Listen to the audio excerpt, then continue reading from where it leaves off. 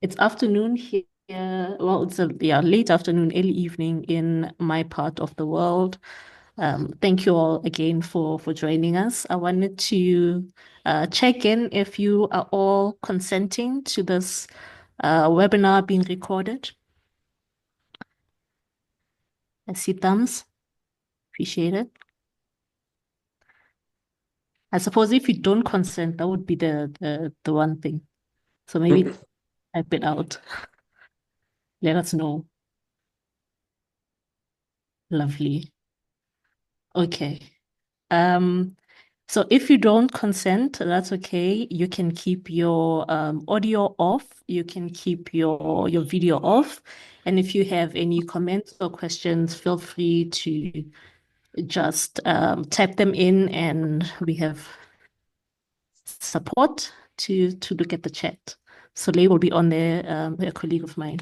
So yeah, hi. Most of you may know me, but if you don't, I am Inolofatseng Lekaba, the engagement co-lead for the African Liberation Hub, and just a human who's been doing this life, asking myself every day, why do I wake up?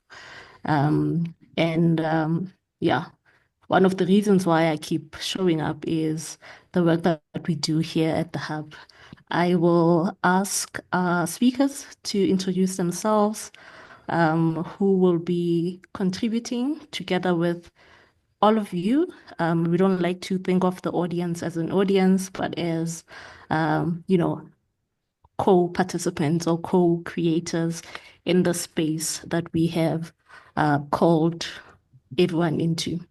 So Fredrik, please introduce yourself, and then Lwazi. Oh, wow. Yeah.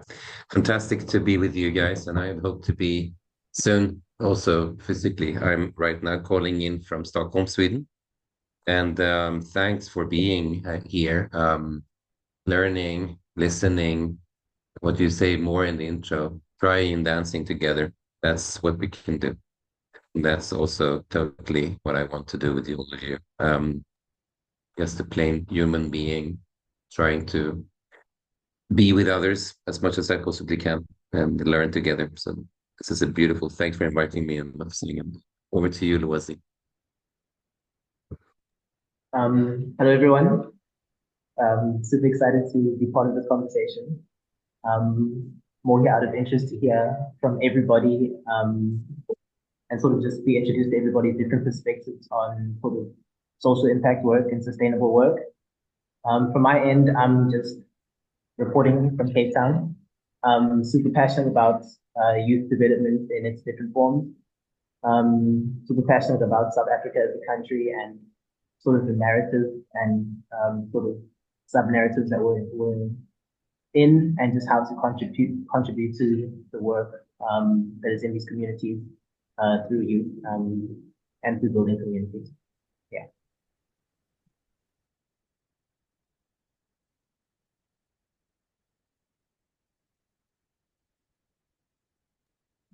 No, what's in your music?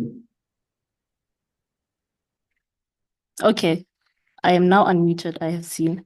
But yeah, thank you both for introducing yourselves. I was saying I am quite terrible at introductions. I always forget stuff about myself too. So yeah, appreciate you all for doing that intro. Before we sort of get into why we have gathered here today, I would first like to take a moment to deal with my tech. Aha, that's done. Yeah, so the webinar that we have convened here in community today is on, singing, dancing, being, that we, those luminal and communal spaces that we tap into in order to continue doing the work of social justice, continue doing the work of economic justice, continue unmasking coloniality in ourselves, in the systems that we find ourselves in.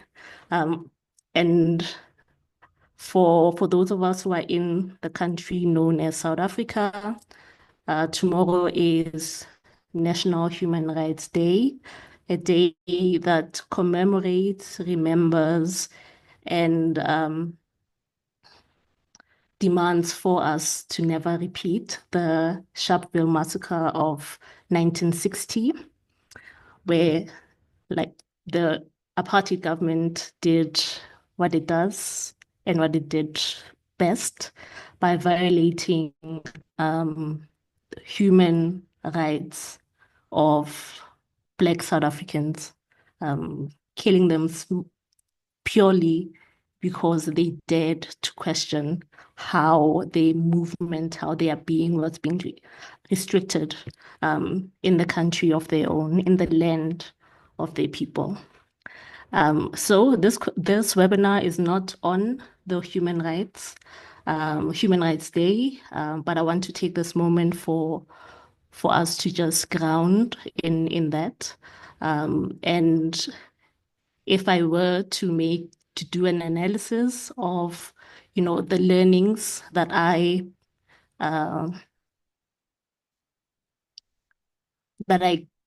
get or that I perceive or that I enjoy from, looking back at such moments in South Africa's history, and using maybe the inner development framework as a lens through which we could examine, given the very flaws that we will get into on the framework itself.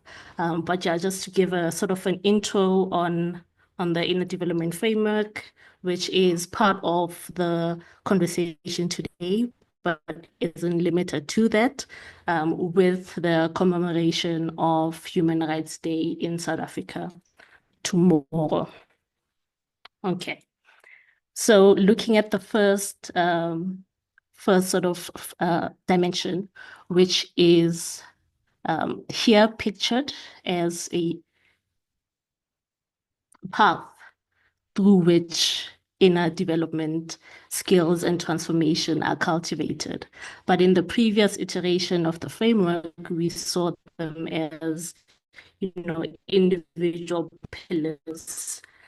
So with being, the resilience that our forefathers, our ancestors of Black South Africans, displayed could be seen through the lens of the being dimension. They had to have had a strong inner world that allowed them to look at the violations that they were facing and saying, this is not me. This is not a reflection of my humanity. So I'm seeing being and the struggle for freedom, for liberation in South Africa as something that the individual activists had to cultivate within themselves, but we also cultivated in community. Speaking again to the second dimension of relating, that whatever we are doing, when we show up for peaceful protests, when we question government spending, when we say to the United States, we will not be bullied. We are not saying it for our own benefit. We are thinking about it in community. We are saying, okay, I myself might be jeopardized. I myself might be disadvantaged for taking the stance, but for the greater humanity, to the second and third dimensions of the inner development goals, from my very simplistic in the moment sort of analysis. And of course, with acting, there should and there has been a willingness to keep showing up, displayed in the struggle against apartheid, displayed in the struggle against colonialism, but also we are seeing it today, like the act of being alive, the act of showing up, the act of being a so-called social justice warrior is persistent. it is a willingness that we individually, in collectives, make every day when we wake up in the morning. So with those sort of like framing reflections, just on humble and very simplistic analysis of the inner development goals, dimensions, and the day that we are commemorating tomorrow, as well as the legacy of liberation struggle in our parts of the world. I would like to just welcome us and say, yes, we are not going to do the simplistic analysis going forward, but that's just sort of my way of presenting the work that we are playing with today, which is the inner development goals, the framework, but essentially what we are speaking about is just how we, as social justice, so-called warriors, economic justice, so-called warriors, do the work, keep showing up, keep dancing, keep crying, have this undying sense of humor as South Africans, what makes us keep showing up, essentially. So yeah, thank you for listening to me speak so long. 13 minutes, cannot believe it. But you all are not here to hear. Oh, have I been spotlighted? Oh no. You all are not here to listen to me by myself and the wonderful co-collaborators, co-speakers, the people whom we have invited here have a lot more to say, to counter what I just presented, to agree, or to even change the subject. So, Fredrik, if you have any reflections on what I just shared, please go ahead. If you don't have, it's also. Thank you. You know, I always get so inspired to speak to you, so I do have a few. First of all, thank you for making that connection to your own painful history. And I know where my mind will be tomorrow, even from the long distance of Stockholm, thinking about you in South Africa. It's very, very. I'm very happy that you brought that up, and honored really that you see that there is some kind of a connection that we can make. So thank you so much for that. And thank you, Tech Guru, to Bille, to be setting the structure up for us to dance together. Yeah, basically, we reflected on how many knew a bit about development goals and our journey in the group. I guess some of you do, some more than others. I can just quickly say that my personal drive for being involved in this space is not because I love a framework, it's because I love people. And I do think whatever we can do to learn to do things better together, keeping our attention to what we do to invite to a good dance and not a slam dance when we painfully, do stuff with each other is what drives me. So yeah, I was also very struck by what you said around like there is a grounding. I am a psychologist as a background. I'm just sharing one thing and working a lot with refugees and torture survivors and so on before. And one of the spaces what we learned is that being connected to your own value and belief system is actually protective under the most extreme atrocities you're exposed to. So yeah, there is that, and some, yeah, we all have different ways of finding that sort of meaning space, right? But it's very helpful, and we are under very severe kind of, crisis in all different ways in all different parts of the world, but we share a couple of them as well. So whatever we can do to learn and to be honest, in places of privilege that I come from, there's something we have to do. Two things, I think. One is to be, it's so much better, and I'm seeing that in my own local experience with refugees in Sweden and so on. we have to be just so much better allies, right? We have to be so much better in providing that space, and that's on us who come from this space of privilege.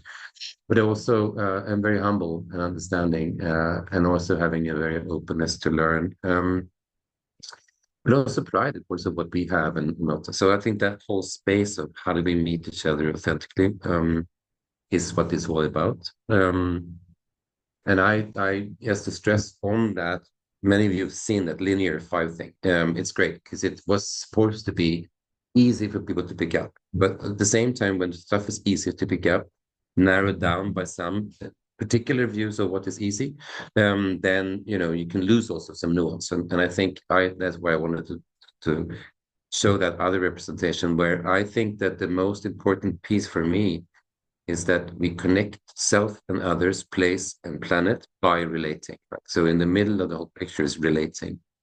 It's not easy. And how do you start to relate when you have not, when you relate in a very negative way before? All of those questions are very live in my head. And I think it's a dance. So we hope will continue all the time. And hopefully we have some good music to dance to together, and let's make that music and a very gentle and fun and good dance. Lwazi, over to you. No, the music we heard earlier was not the one. No, that's if you all joined a bit early, there was music. That's not the one we dancing to. But Lwazi, yes, Thank you reflections. both sort of for the setup and the introduction. And so just to take the pathway that we're going on about what sort of brings one to the space or participating in this work. I can speak personally. It's almost you're fumbling your way through life. So you arrive here by accident.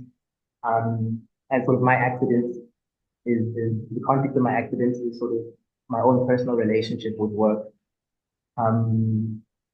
You speak about thinking sort of in a liberatory manner around colonialism. But to constantly reflect about what's my relationship to work and how do I sort of get these liturgies of work and these habits of work. And then you realize that you inherited them, they're not self-evident. For example, it's not self-evident that there's a relationship between me as an individual and the work that I do. There's definitely a culture of a straight line drawn between your work and you as a person, your personal life and your work life. And if anything, your personal life, your being, your inner life that you try to cultivate is a hindrance to your work life. So it's been very refreshing over the last years, my own personal reflection, realizing that I can't help but be who I am. Work isn't my hands, work isn't the task, work is me as an individual. And I very painfully realized that it's untenable for me to try and sort of divide the two. I've sort of aimed to pragmatically assess the skills that I have and sort of pragmatically analyze the market and its demands. And if everyone else can live like that, why can't I? But I end up in the same place continually, drawn to having to have an intersection between my own personal life, my own inner life, and the work that I do. So it's very refreshing to sort of be involved in a conversation that acknowledges that perspective. That not just is your personal life involved in your work life, but it's necessary for that to be the case so that your work can last. And maybe sort of my last reflection on that is that sort of these habits come from the Industrial Revolution, these are colonial habits. And sort of it's such a short-sighted mechanism, capitalism, colonialism. It wants what it wants in the immediate term. So it doesn't have this sort of built-in sustainable change sort of perspective. So that sort of just also freed me up to be like, oh, our ways of being, we do know better than this thing. Because its eyes are only in the immediate term. So I would say that's sort of my personal reflections on being and sort of the benefits of cultivating inner life and the rewards I've personally got from it. Thank you, Lwazi. We are having a bit of an audio problem from your end, but I hope that everyone was able to capture what you just said so beautifully. And yeah, yeah, I relate. I relate. A friend recently asked if I could ever go back to corporate, and I said I've never been inside of corporate. They wouldn't have me. I'm sure they wouldn't have me. So yeah, just going back to, the question of um, allyship um, and who, like Lwazi, is showing up in the workspace as his whole self. And we know that, the economic relationships between our different races are still quite entrenched in whatever work that we do. So Fredrik, we've had, of course, yourself and I conversations about even the work of the inner development goals. How, like, I've battled with, adopting the framework. I've battled sometimes with completing even the surveys, that how do I answer this and bring my whole self to it? Because it doesn't, the questions that are being asked are not asked to me, the first thing, so yeah, I would like to ask why you keep having these conversations with me, number one, and number two, yeah, like your intention on opening the framework to different ways of being, different ways of seeing. Um, yeah. I think I'm coming back to the issue of relating, right? I think um, when you and I started to have these conversations, and I'm saying, I immediately sensed that you came from a very strong piece of heart and wanting, and also had an idea that this could be done better from your perspective, and of many people around you. And I really admire that. I think, when you're coming into a conversation with the intent that actually we're seeking something better and we can get there together, let me help you. Like, that perspective is critical. So when true relationships can start like that, we are, at least me, it motivates a lot to try to see what I can do, and balance that to other. We have a particular perspective, like in the thinking piece, and I don't know. We all have different sort of trained and values, and what we're supposed and brought up in. With, of course, I have a lot of the thinking, systems thinking kind of perspective into how I think and work, and that's helpful, but it's also limited, right? It's one of the helpful things there is, of course, the whole perspective of perspective taking, right? So how do we create the conversation where we come from different views on something, right? And value the fact that we can use those different views to see it better and get a better sense of what may be there and not there, and making sure that we put some light on stuff that's more taken for granted. Like, and for me, it's the only way to learn together, like to be open to that kind of space. Also be very modest in the idea that, a framework, that's a big discussion we have had a lot, and I've been very much into. I think different cultures, I mean, this is very much like, it's not random thoughts, but I don't know if there's, my feeling very clearly is that colonial structures have made things like frameworks seen as top-down, and very much imposing a structure onto something, killing all other, I mean, in different ways, sometimes very much so, something more, putting it to the side, other ways of seeing, and you're standing out. So when we're using the concept of a framework, I don't think we really realize that we kicked that particular association in motion, because that wasn't necessarily the Swedish way. In Sweden, we would more see this as a scaffolding. They're like we're offering different ways of illuminating different things.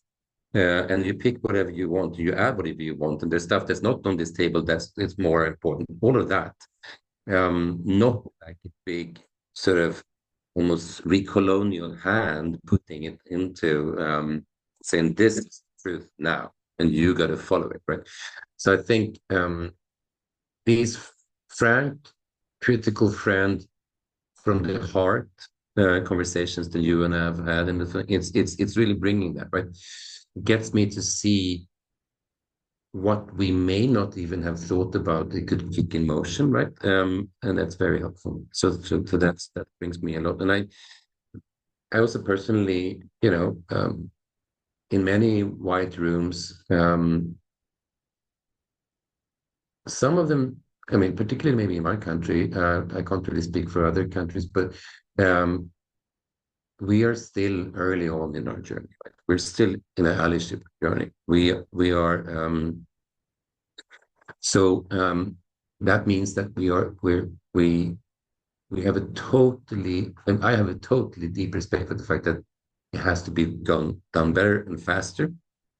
Sometimes there is a lag, like we yes, we are trained to, but we can't jump there in one go. And that's also the other perspective, like how do we continuously improve, like from where, and if the distance is big, then we have a longer journey to go. But the whole point for me is that the journey is continuous, together, hand in hand, dancing. That, and I get to do that with you and many others in this group here today, and many parts of the world, and that's my only way to try to find a way of making this work. Yeah. No, yeah. Thank you. It's I suppose Sweden has a maybe interesting history with colonialism, in that and neo-colonialism perhaps. But Lwazi, do you like, just from what also I see the hand, Ellen. Oh, I see the hand. Ellen, do you want to pose your question or comment now, or do you want to do it after Lwazi? Hello. Hello. Nice to. Hello. Can you hear? Yeah. Okay. Nice to meet you now. I have no idea who is in the room, because Seda from AI from Africa yesterday sent me the invitation, and I am seeing the rise of fascism and all the madness in the world, and I'm seeing this everywhere, even in democracies, even inside institutions, educational institutions. People are just losing the basic ideas that how things should be to be nice and friendly to everyone. So I am in Brazil now, and I am a researcher in AI and more like technology and society. And so I came here and I was listening. Fredrik and you, sorry, it's difficult to say your name. Talking about how we can be together with such different cultures. And I am studying this interests me a lot. And one thing that I realize is like the colonialism that we suffer in South America, in Africa, in America in general, but what we have also when we talk of people can be together like white people is because we still have, I see in a more political side, because before the modern colonialism, we had these imperialist moves, which was like erasing cultures as well, and erasing different styles of life, different ways of seeing spirituality, and all of these. So I kind of recognize that some people coming from privileged places, which are rich places in the north, I think some people, they still have this sense of our culture has been stolen to, and we are also forced to fit into a monoculture, which is empire monoculture. So this comes from ancient times, and what we have in modern culture, we have different phenomena, and as we know, we suffer from the modern colonialism in different ways. But yeah, I just felt that I should comment this, and I love the initiative, especially that we should laugh and dance and etc. Because I'm seeing a lot of let's say dictatorship actions among people in places where people are talking about bias and AI, and we should have transparency in the systems, we should have accountability. But in educational institutions, we have centralized, very colonized structures. And me and a lot of people, we sometimes suffer like brutal authoritarianism. So the invitation came in a moment where I was like, I cannot believe like people will just do whatever they want in a centralized power, and it's impacting me, it's impacting other people, and they will not. So when the invitation came, and I felt what a relief is. It's like we are somehow connected in a different place around the world. So thank you very much for this meeting, and I'm glad to hear you. Thank you so much, Ellen. Yes. The spirit does what it needs to do. Yeah. Lwazi, I forgot the question I was going to ask you, but no, it came back. You were like, yes, no question for me, Katla. No, I'm here. I wanted to, because when I extended this invitation to you, you had said, I don't think I've heard of inner development goals. And when, in your preparation for this webinar and with what has been shared already, do you see a relevance of the inner development goals to you, to your work? And I'm not asking you to be a representative of any community, but if your imagination takes you there, then very much welcome. Okay. Yeah, great. Yeah, it was really, as I said, sort of towards the end of my last time I was speaking, I was saying it was refreshing, both personally, but also related to my work.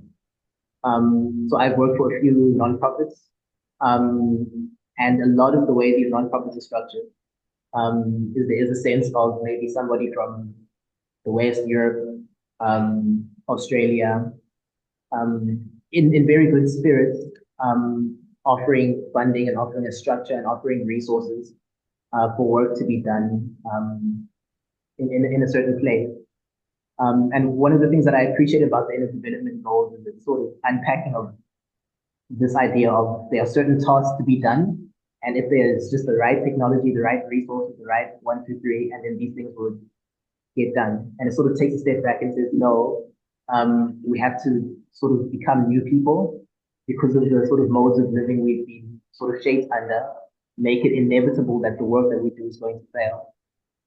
So even in my reflections regarding my work, I've seen that come up a lot.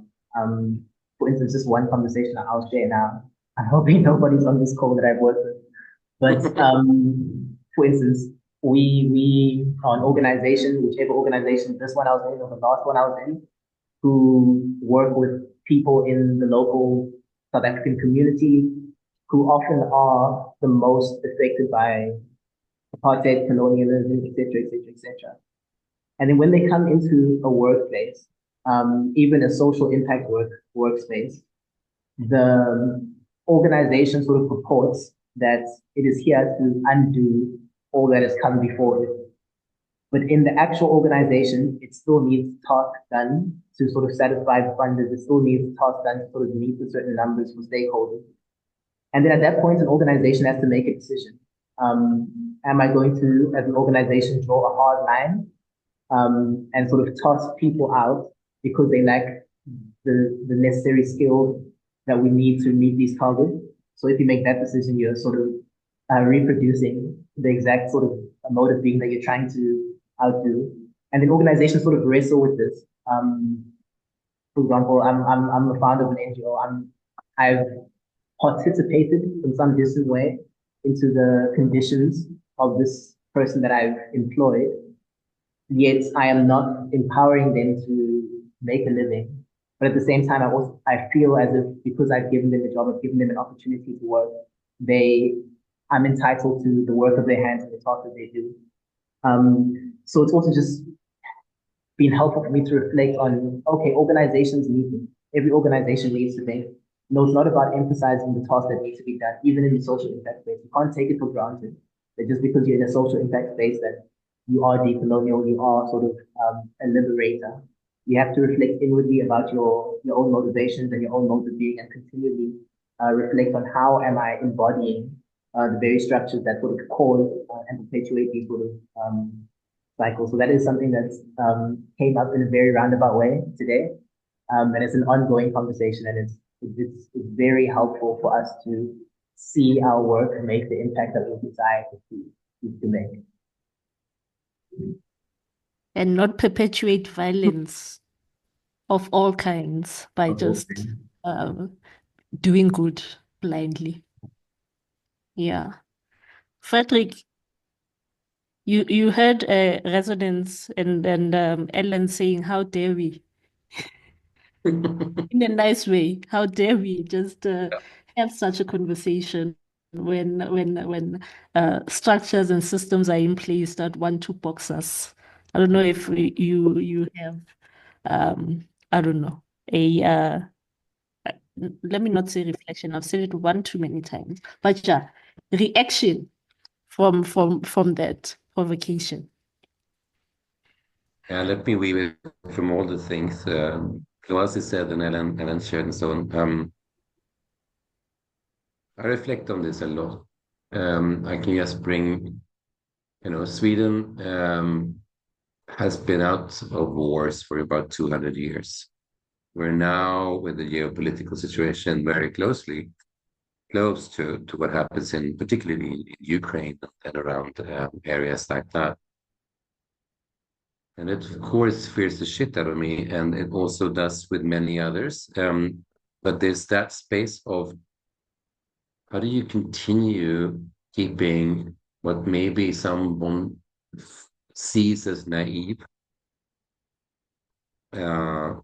But the only way, I think, to resist under very simplistic, authoritarian kind of ways, as long as you can, right, is that you are keeping the values that you want to hold dear as the way you live your life, right? So I think it's very important, and I think, again, very humble to learn much more from other places where we have dealt with other kinds of struggles, right?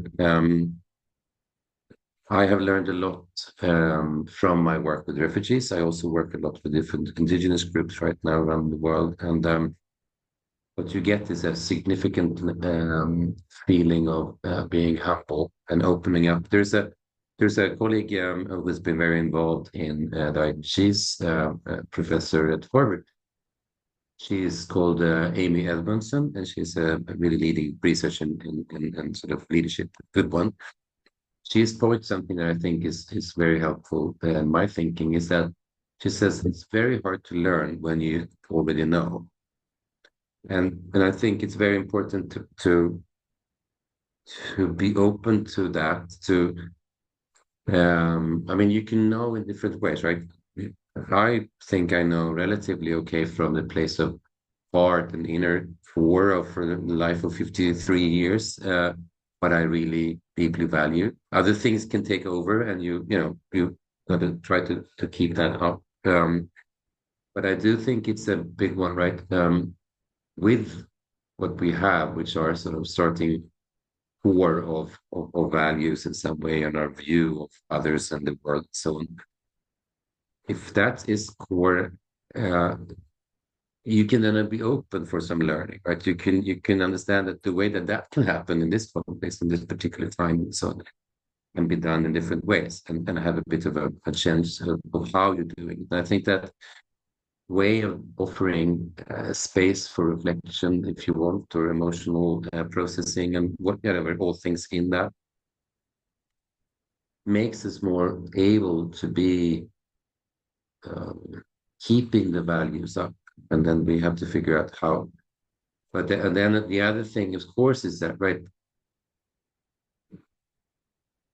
the way that we come together, if there's anything, I guess we also learn from resistance, and what we also learned from, not least many of your leaders in your country. I mean, Sweden always been quite active, I think, particularly in the 80s, connected to South Africa. So I have my own sort of course from a very long distance, but sort of learning about a bit of it. There's something around people coming together. That's what creates the sort of space of hope, and is also what is actually the driving for doing something else. So I think what is very tragical at the moment in many places is that we are developing very fragmentational things that holds, and colonialism is one, but it's this kind of disconnect of time, me from myself, me from you, us from the place from the world, right?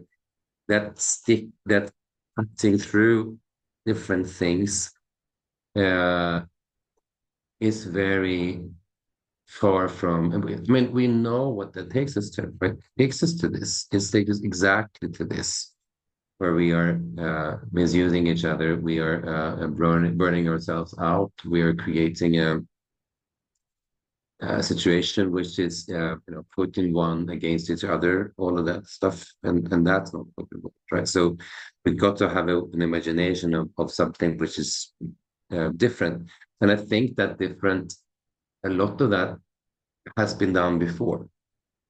I mean, so it's also interesting to look at what is the process of learning from historical developments that we now can re-energize, and probably they can't be exactly the same. Of different reasons, right? But the core ways of being human can, in some ways, possibly be informed by our history and coming together around, rights that we can share. So I think, yeah, it was a bit of a windly. So thanks for allowing me to stumble on the dance floor a bit. Also, Yes, we are dancing with our words while sitting. I realize we are 15 minutes away from the end of the webinar. Oh, I will stop having fun. Why? But I wanted to open the floor to anyone else with questions, comments, song.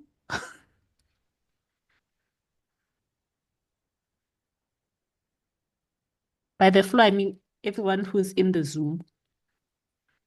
Nobili shared a beautiful. Can I read that out? Yeah. I really like. Sure. Beautiful question, and I think if you find with it, I think it's a beautiful. What are Southern African? And I'm also very curious about it, so that's why I'm putting it in.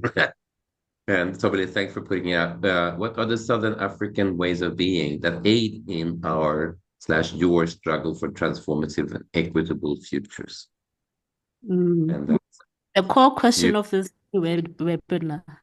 Maybe very core one. Part of my reflection on what Fredrik was saying, and also something that I've been thinking about a lot related to Tobile's question, is sort of this understanding of narrative and story as sort of the forefront of why people do things. I think that's not self-evident. Like, I think you have to go to a traditional view of the world, very African cosmology, to embed yourself in a story. And maybe just to make that a bit more practical, I don't know how familiar people are with Baker's Valley, how familiar people are with sort of the South African ecosystems of social impact. But what I have noticed in my personal work working in both Johannesburg and in Cape Town is that story has been sort of the thing that is an energizing feedback loop that keeps people working. So South Africa has a million narratives. We have our own, obviously, historical narrative that we're reflecting on tomorrow. We have sort of the stories of cities, for example, the story of Johannesburg, the dilapidating buildings, and so on and so on, the story of youth unemployment. And what I found is that when people sort of adopt these narratives and sort of merge them in their personal lives, and then you find a community of people who just live in this narrative, and then you sort of read them and you're inspired by them, and then it just becomes this feedback loop of collaboration, of asking questions, of sharing stories, of spending time together. And then 6 months down the line, a year down the line, there's a bunch of problem solving, there's a bunch of community developed, but it's not necessarily from, again, identifying tasks that need to be done, but from aligning your personal story with the story of a community, whether it's a meta-narrative of the country or the small story of the community. Yeah, for sure. As a recovering gossiper, narratives and stories have literally pulled me out of some of my darkest times. And I only call it recovering gossiping or even gossiping because it's something that has, through psychology, when you go to therapy, tell them, oh, this is what, like, why are you gossiping? But I'm relating to how I came to have this perspective. I'm sharing with you what I saw, experienced, in order for me to, to have this experience. And sharing narratives, creating narratives, building counter narratives has definitely been a way that Southern Africa, continues to show up on the world stage, to show up on the on the world stage mostly, and say, yes, we were beaten yesterday, but today we are back because we were revived by an ongoing, a new counter narrative. Colleen, I see your hand. Hello and welcome. Thank you. Thank you so much. And thank you for this conversation. It is so beautiful and so important right now. And the amazing thing about Africa, South Africa, is we get to dance together. We get to have difficult conversation. We get to listen to hurt and trauma. And what is amplified in the world right now of the true face of colonialism, capitalism, patriarchy is actually being highlighted to the world. And that is where South Africa is able to stand up and say, we won't be bullied. This is where we can be. This is identity and its strength that is different to Global North, and it is good. And I'd like to also bring in planet. I'd like to bring in nature, because everything that is happening with the traumas of what is happening in the world is also shifting our view away from the real things of what is happening.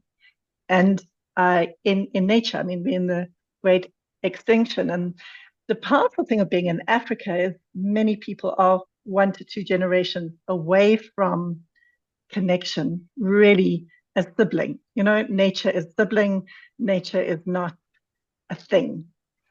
And my question to this group is, using like IDGs is just one vehicle, but what it is how do we shift from a trauma space, surviving to thriving? That's what we're looking at. You can use IDGs, you can look at Ubuntu, you can look at like, how do we use that to bring a healing to humanity in a way that allows us to hold regeneration of the world in a way that in my children's children are going to be able to eat, from, and live and be. And I think often, and I'll cut it short now, but it's like a lot of what is happening right now is shifting our awareness from what is really important, which is actually not us. So thank you once again, and I appreciate it. Thank you, Colleen. For sure, for sure. I had thoughts that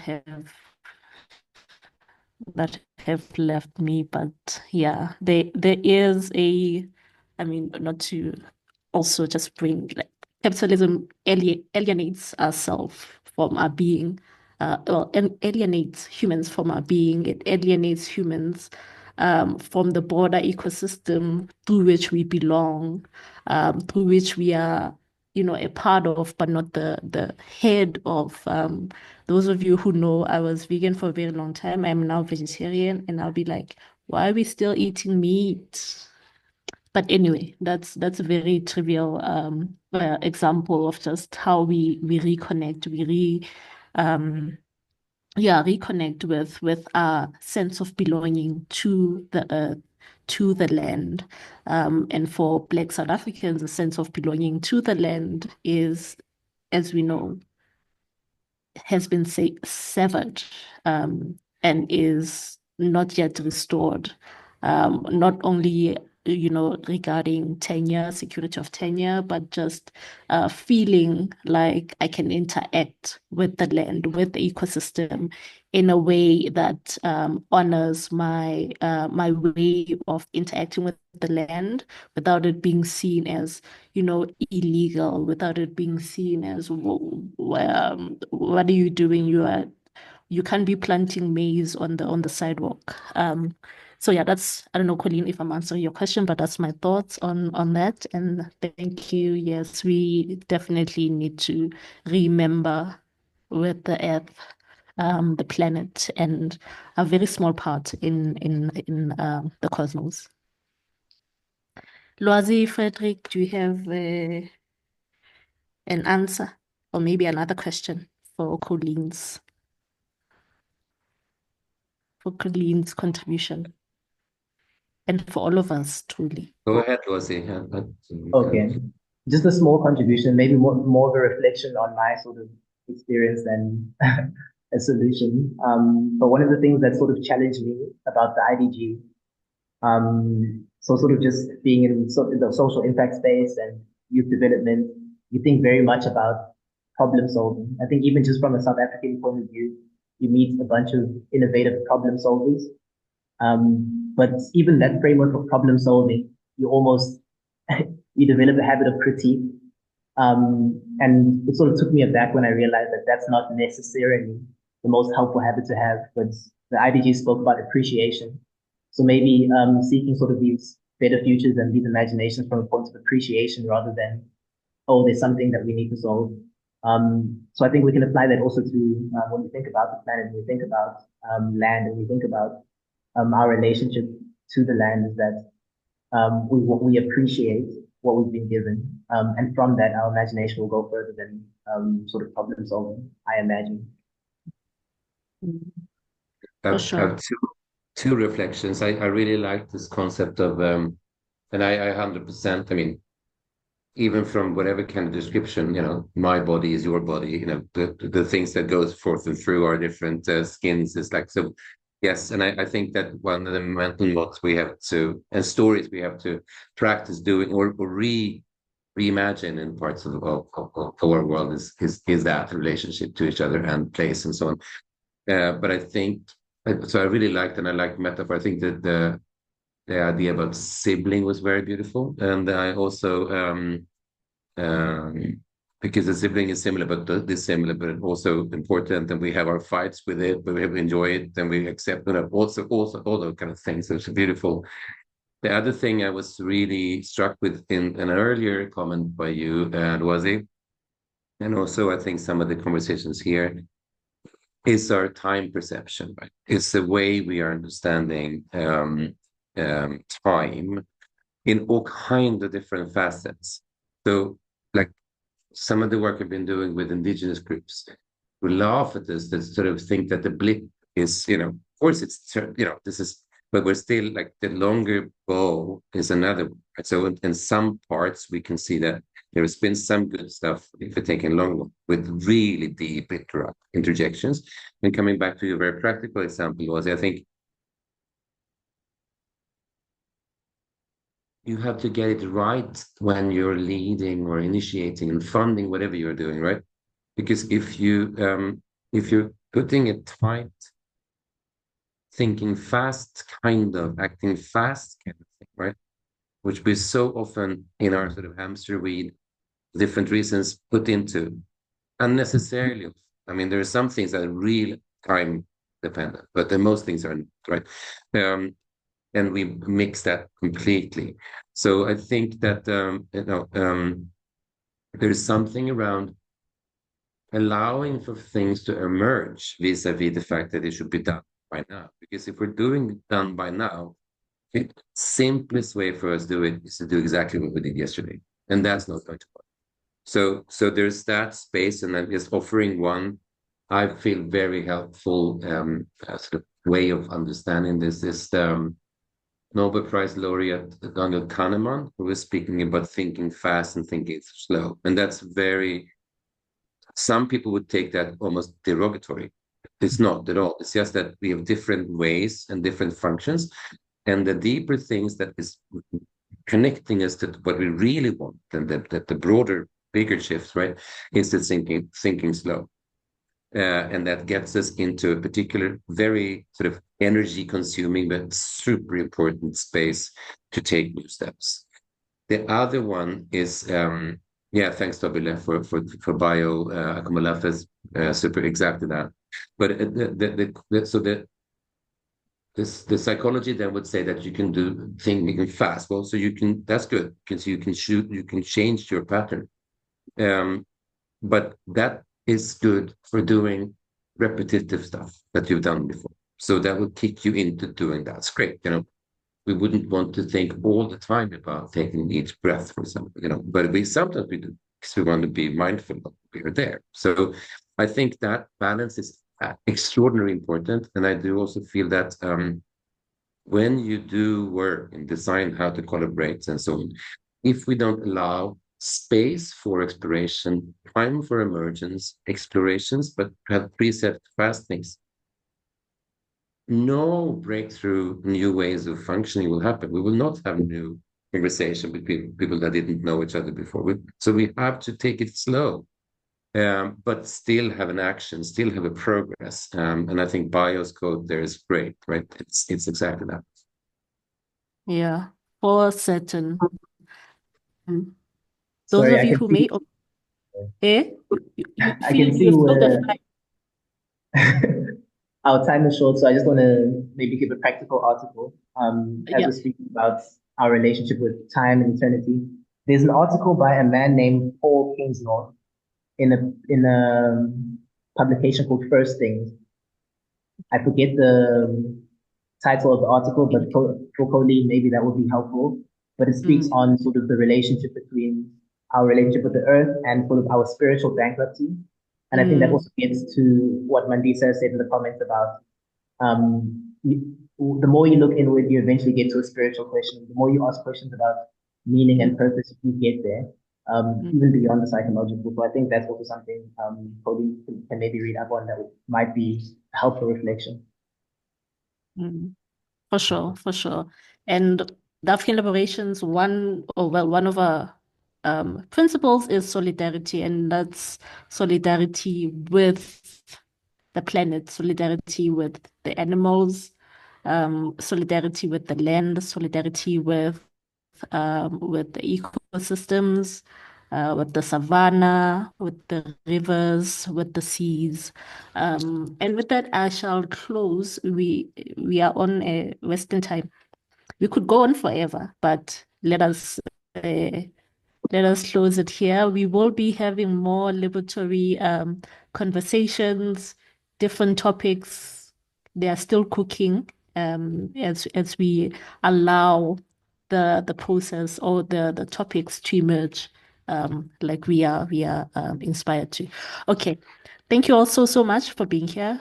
Thank you for, I saw smiles. So those of you with your videos on, I saw smiles. I appreciate that. Thank you so much, Lwazi. Thank you so much, Fredrik, for sharing your beingness with us, and as we explore what are the ways that keeps us showing up to the different work that we do for ecological justice, for social justice, for economic justice, for all the justices. So thank you. Thanks so much.